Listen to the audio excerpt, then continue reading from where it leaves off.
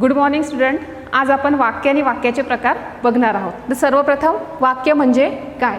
वाक्य म्हणजे जेव्हा एकापेक्षा जास्त शब्द, जेव्हा अनेक शब्द किंवा काही शब्दसमूह क्रमबद्धरित्याने मांडलेले असतात त्याला वाक्य असे म्हणतात.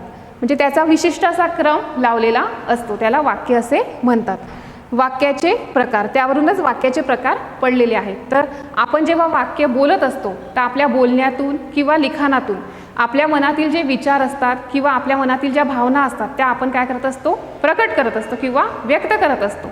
तर ते जे आपल्या मनातील विचार किंवा भावना आहे ते आपण कधी कधी विधानाच्या मार्फत व्यक्त करतो, तर कधी निरनिराळे प्रश्न विचारून व्यक्त करत असतो. तर कधी कधी आपल्या मनातील जे विविध भावना आहे, जसं दुःख आहे, आनंद आहे, राग आहे, होकार आहे, नकार आहे, या विविध भावना जेव्हा आपण व्यक्त करत असतो त्यावरूनच वाक्याचे प्रकार पडलेले आहेत. तर आपण सर्वप्रथम जाणून घ्या की वाक्याचे एकूण किती प्रकार आहेत. वाक्याचे एकूण 4 प्रकार आहे. त्यातलं पहिलं आहे विधानार्थी वाक्य, त्यालाच असर्टिव्ह सेंटेन्स असं पण म्हणतात.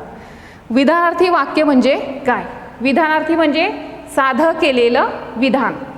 ज्या विधानामध्ये जे विधान कसं असते, अगदी साधं असते, सरळ आणि सोपं असते अगदी. आणि त्यामध्ये शेवटी काय दिलेलं असतं, वाक्याच्या शेवटी पूर्ण विराम दिलेला असतो, त्यास विधानार्थी वाक्य असं म्हणतात. उदाहरणार्थ, भारत माझा देश आहे, आज रविवार आहे, मला गुलाबाची फुलं खूप आवडतात, यासारखी जी साधी साधी विधानं केलेली असतात त्याला विधानार्थी वाक्य असे म्हणतात. त्यानंतर दुसरा प्रकार आहे प्रश्नार्थक वाक्य, म्हणजे इंट्रोगेटिव्ह सेंटेन्स, यालाच प्रश्नार्थी वाक्य असे देखील म्हणतात. ज्यामध्ये विशिष्ट प्रकारचे प्रश्न विचारलेले असतात, ज्यातून आपल्याला बोध होतो की यामध्ये काय केलेलं आहे, प्रश्न विचारलेला आहे, त्याला प्रश्नार्थक वाक्य असे म्हणतात. आणि प्रश्नार्थक वाक्यामध्ये शेवटी काय दिलेला असतो, प्रश्नार्थक चिन्ह हे दिलेलं असते. उदाहरणार्थ, परीक्षेला का घाबरायचे, तू उद्या शाळेत येणार आहे का, तुला लाडू आवडतो का, यासारखी विविध प्रश्न. आणि यातून काय अभिप्रेत असतं की आपल्याला काहीतरी उत्तर मिळेल असं आपल्याला अभिप्रेत असतं किंवा अपेक्षित असतं. त्यासाठी आपण प्रश्न विचारत असतो, कारण आपल्या मनामध्ये अनेक गोष्टींची उत्तरं आपल्याला मिळवायची असतात आणि ती उत्तरं मिळवण्यासाठी आपण काय विचारत असतो, प्रश्न विचारत असतो. त्यानंतर तिसरा प्रकार आहे उद्गारार्थी वाक्य. उद्गारार्थी वाक्य यालाच एक्सक्लामेटरी सेंटेन्स असं पण म्हणतात.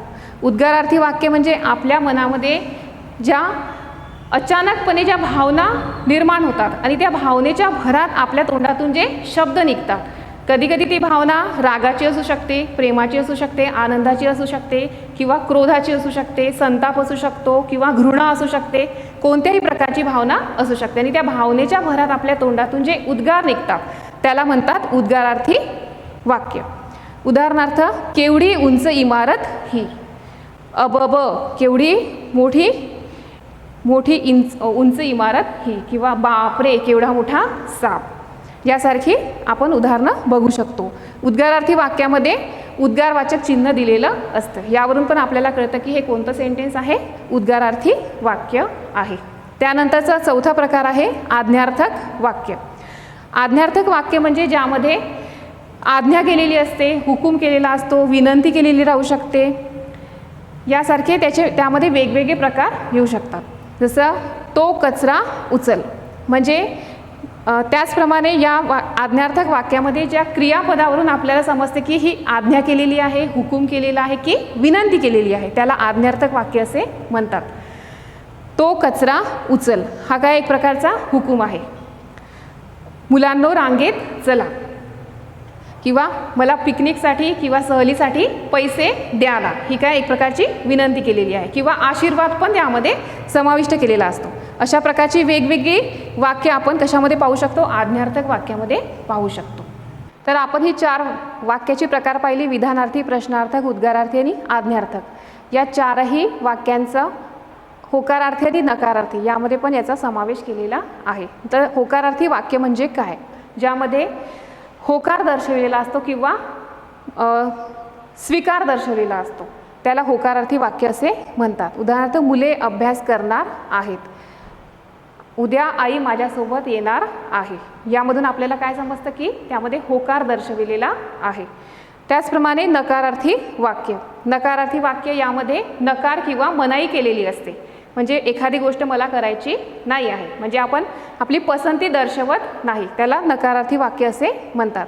उदाहरणार्थ, मी डाव्या हाताने लिहिणार नाही, मी मुंबईला जाणार नाही, मी उद्या शाळेत येणार नाही.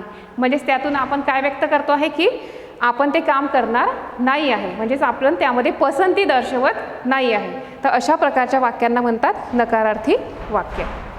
तर ही झाली वेगवेगळ्या प्रकारची एकूण 4 प्रकार आहे वाक्यांचे: विधानार्थी, प्रश्नार्थक, उद्गारार्थी आणि आज्ञार्थक. आणि त्याचप्रमाणे या सर्वांचा समावेश होकारार्थी आणि नकारार्थीमध्ये पण होत असतो.